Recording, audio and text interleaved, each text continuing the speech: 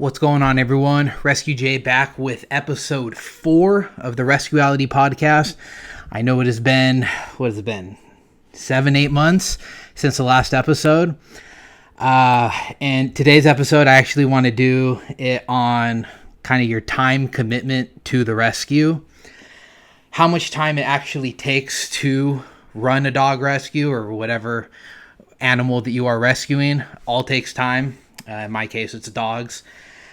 And I do the rescue kind of part-time, kind of full-time. I know it doesn't make much sense, but hopefully I'll be able to kind of help give you an idea of what it's actually like. I do this for a business. It's an actual nonprofit. This is a business. My mom and I run it. And I also work full-time. So literally a couple weeks after I did the previous 3 episodes, I was getting into the groove of things, and I got a full-time job because dogs are expensive and the rescue world is expensive. So I got a full-time job, and I was working 50, 60 plus hours a week and still doing the rescue, still trying to get donations, all that. And I just had to put the podcast on kind of the back burner, which sucks. But hopefully now getting into the groove of things, getting into next year, I can go ahead and put a lot more time, a lot more effort into the podcast.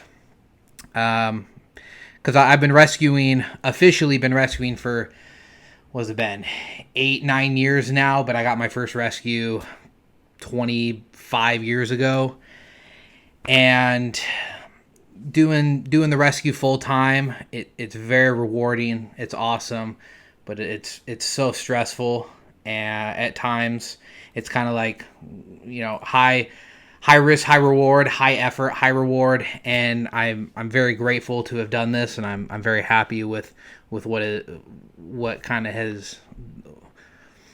rescue has become. But I kind of wanted to talk a little bit about time and commitment, because you kind of have to determine if you're actually going to do this rescue thing, how your income is going to be coming in. Are you going to be working full-time? Are you going to be working part-time? Do you have something kind of passively coming in? Do you want to try and make your income through the rescue? All those different kind of options. For a while, we were doing the rescue full-time. That was 100% of our income. And then I got a job because I had to get another source of income. We've always been pretty successful throughout the years, and it's been fairly consistent. The last couple years have kind of changed. We've had amazing months. We've had really slow months. Hence why I needed the job. And we're also trying to do fundraisers. Adoption events is a big source of our income. So it's mostly donations, adoption events, fundraisers, and that is our main source of income. So this extra income, or what is now kind of the main-ish source of income, so we can try and build the rescue up into even more income. So I am doing the rescue kind of part-time. My mom is mostly taking care of the rescue, in hopes to later down the road we can then continue full-time.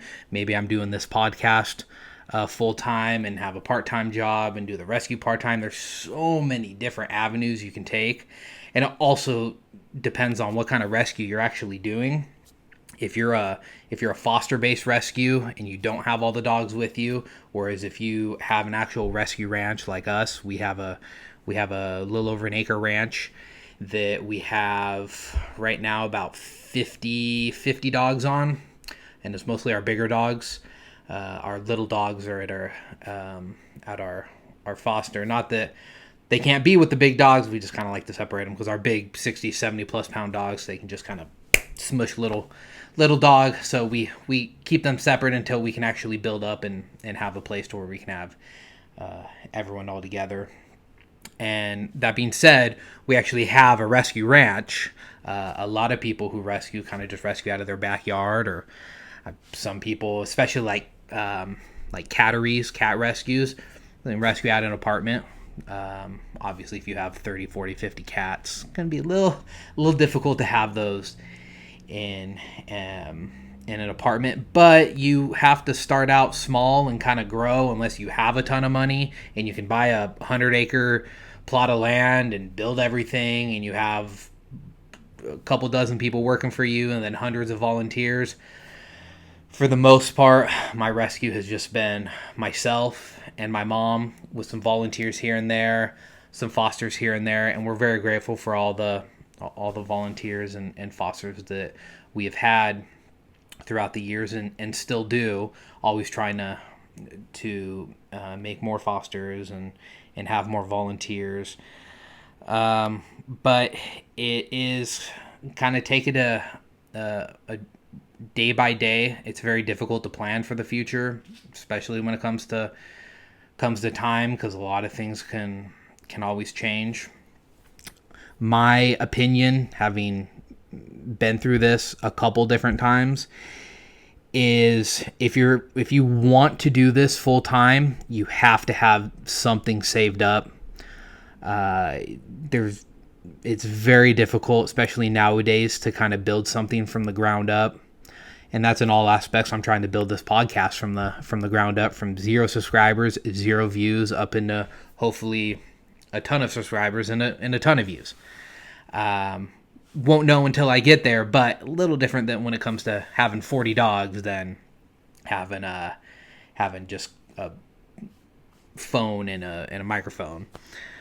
But I think if you're wanting to be a part of this, definitely going to have to kind of budget your time, so to speak.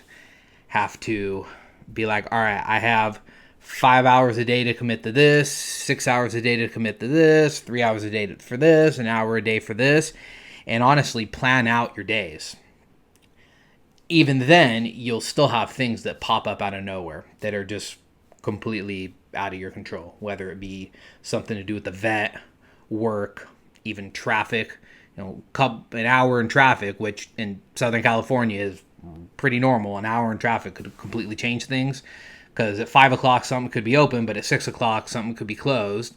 So then maybe you have to leave at 4 o'clock, but then if you had something to do at 4, but now you have to do this, but then you have to change it and do this, and you have to put it on a different day, but then that day was already scheduled for this, so you have to change that, and it's just a constant revolving trying to plan things out.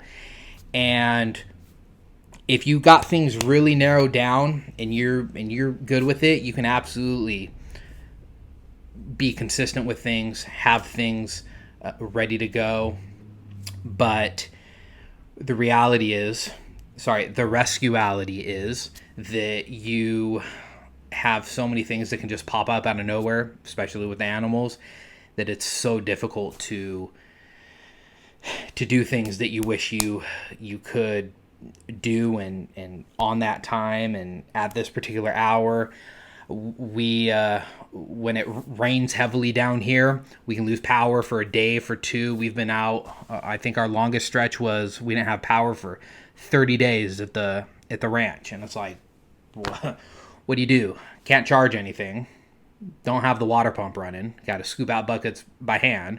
Then when you run out of water, no one else has power, and it's not like you can just... And in our particular case, we have what's called a pila, which is basically a water tank. We aren't connected to the city. So once that runs out, then we have no water, even if we had power.